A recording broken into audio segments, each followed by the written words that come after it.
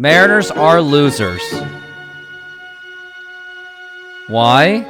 Because they lost the series to the Angels again.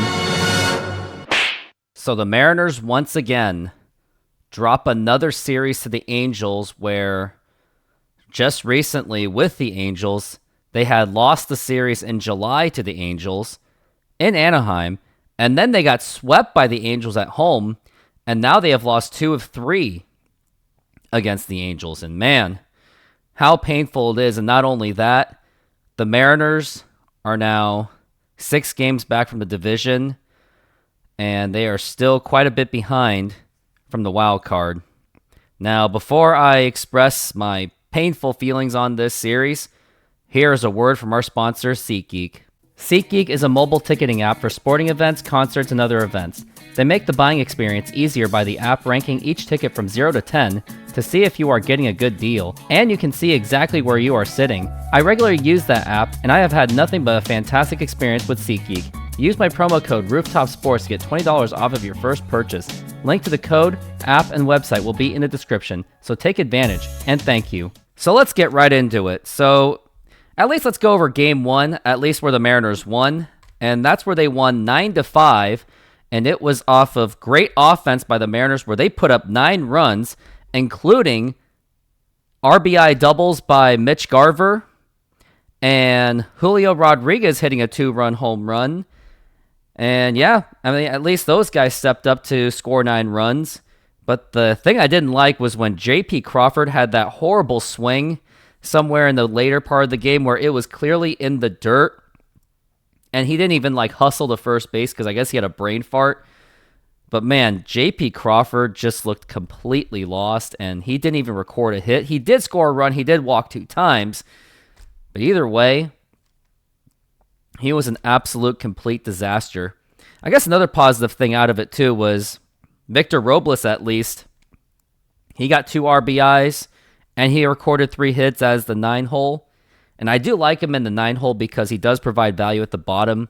And I know there's fans that want him to be a leadoff hitter, but personally, I don't really see him as a leadoff hitter. I mean, I'd rather have him be at the bottom of the lineup where he can at least drive in the runs, because I think he is more needed to drive the runs than being a leadoff hitter. And another concern I had was George Kirby. He certainly had his issues. He certainly wasn't great. He had 5 earned runs.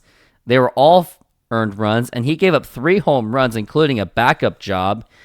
And that is where the game could have fallen apart, but luckily the bullpen bailed them out. They only gave up 2 hits in the course of 3+ innings, and they struck out twice, only walked nothing. So the bullpen did really well. That was with JT Chargois, Austin Voth, Trent Thornton, and Troy Taylor, who I've been really impressed with Troy Taylor, and I would like to see him part of the Mariners' future going forward for that bullpen, especially a very young guy. So I hope the Mariners, after the season ends, I hope they keep using him, because he's done pretty well, especially with the bullpen just not being good at all. So at least at that time, that's where I was at least hopeful for the Mariners that maybe this could be it, where the momentum just keeps continuing and continuing. But the unfortunate part was, though, that the Houston Astros, they won their game against Kansas City, so unfortunately the Mariners were forced to break even, and it's like, after they won that game, it was like, man, Mariners should probably try to sweep the Angels, because with the way Houston's been playing, they've been absolutely on fire. They've actually won, at that time they were winning 5 in a row, and now they have won 7 in a row.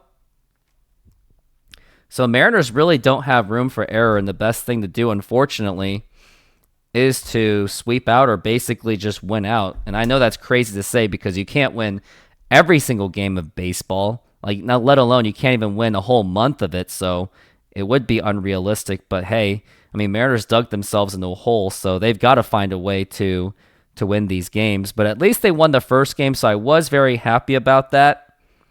So again, key points were Julio Rodriguez and Mitch Garver stepping up to the plate, playing very well, and Victor Robles.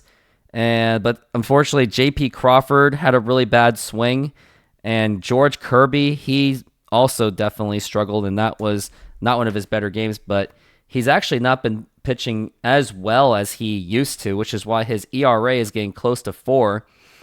So, but either way, Mariners won, and I had hopes going into the next game. Now let's get into Game 2, and I will explain more about Game 2 after a word from our sponsor, SoFi Bank. SoFi is an online bank and a personal financing company offering financial diverse products. They hold the naming rights to the home of the Los Angeles Rams and the Los Angeles Chargers, named SoFi Stadium. They offer amazing checking and savings accounts where you can get up to 4.6% on savings accounts. There are no monthly fees to maintain the accounts, and they have over 55,000 no-fee ATMs around the United States.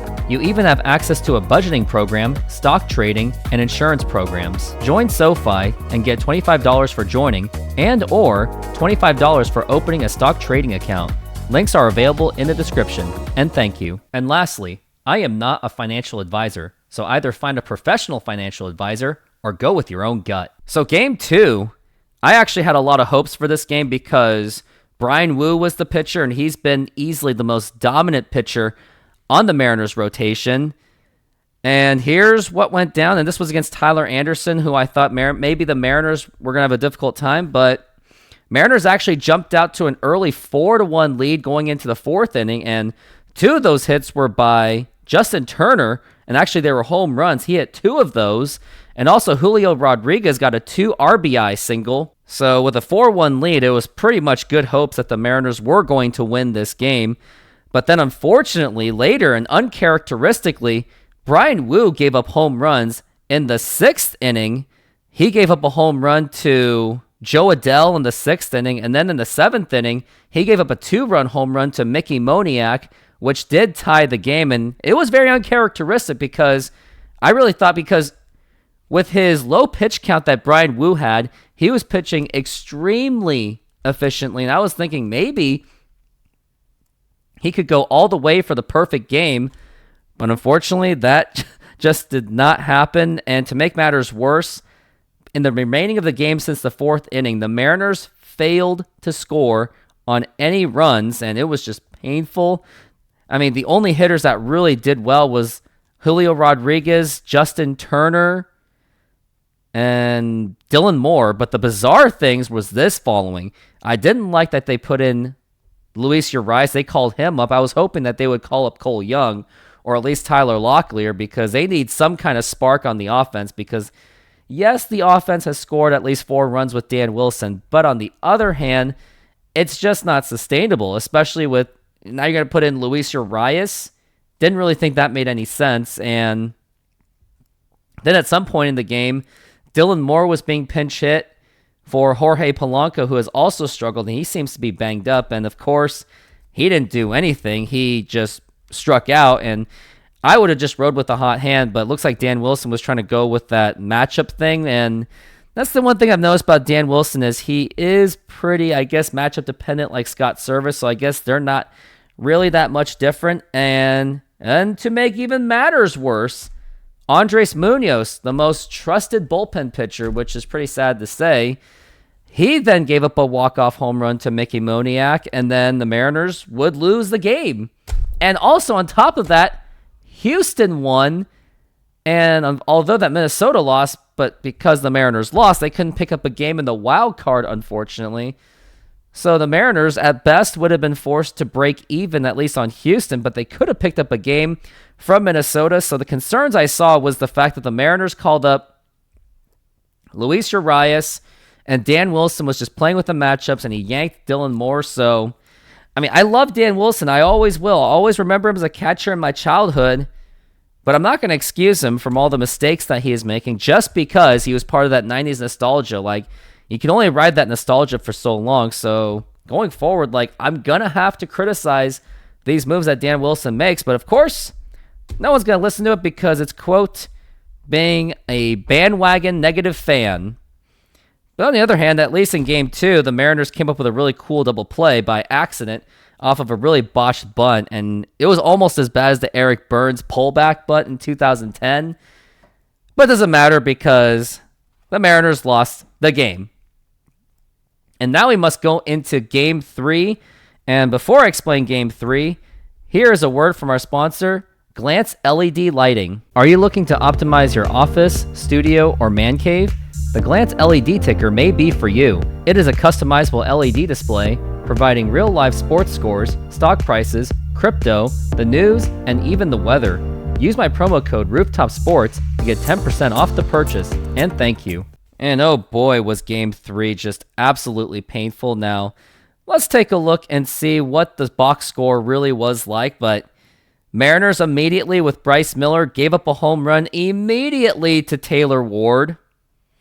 But the good news, pretty much right after that, Luke Raley, or shall I say the Nuke Raley, he responded with a home run, which tied the ball game. And eventually the Mariners scored on a sacrifice fly by Victor Robles, who seems to be driving in the runs pretty well. And it seemed that, okay, Mariners can at least salvage this and win this game. And they were going to have to win anyway because Houston again won the game and swept the series.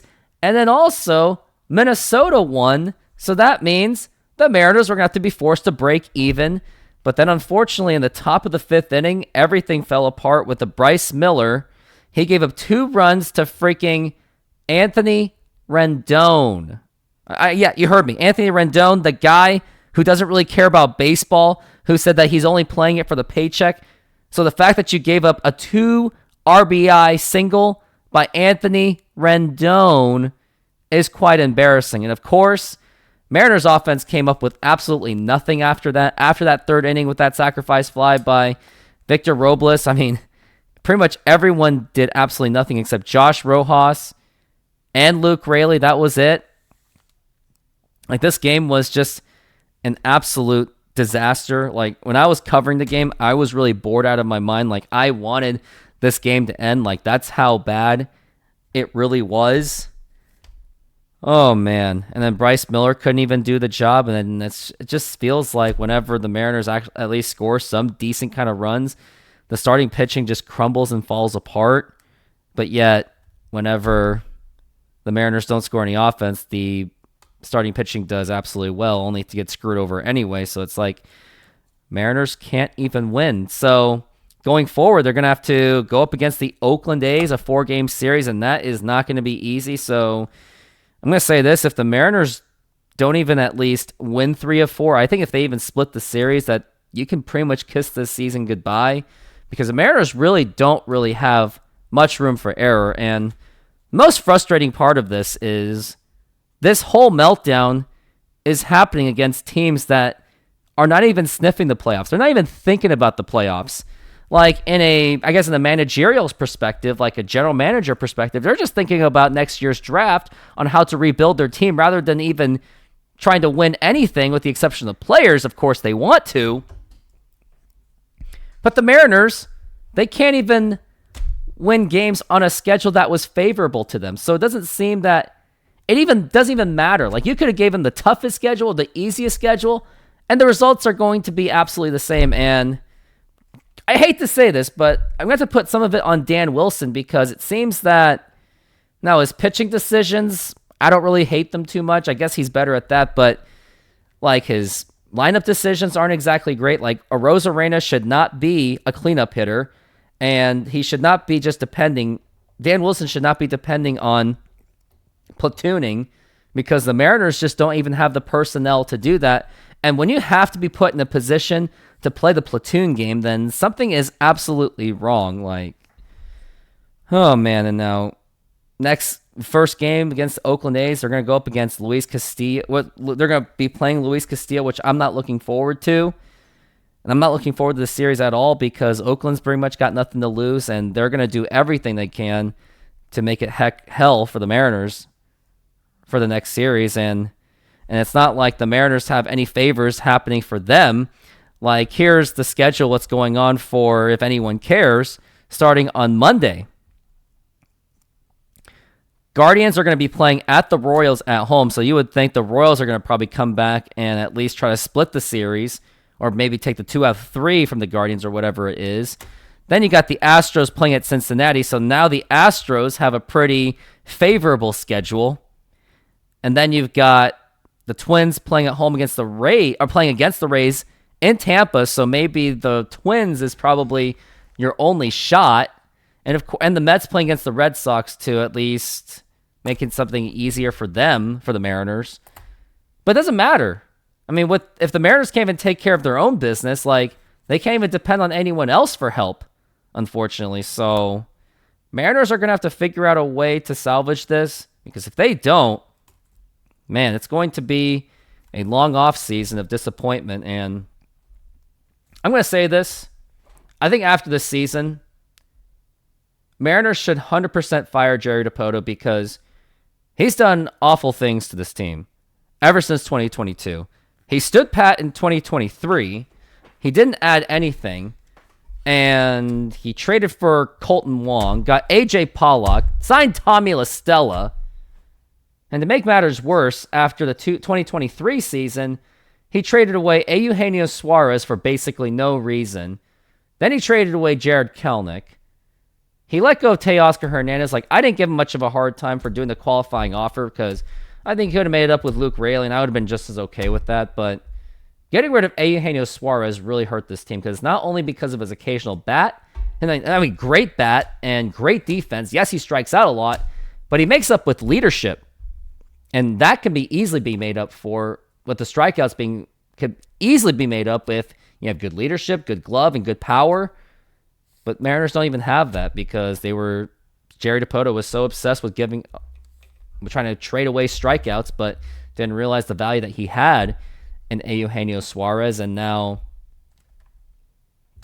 and don't forget the Paul Sewald trade too. So it's like, had the Mariners just stood pat for the last 2 years, maybe they would have sniffed a World Series by now. But no, Jerry Dipoto likes to just shake up this roster so many times, make the team different, only to make everything worse. Like, Mitch Garver's been a disaster. Polanco's been a disaster.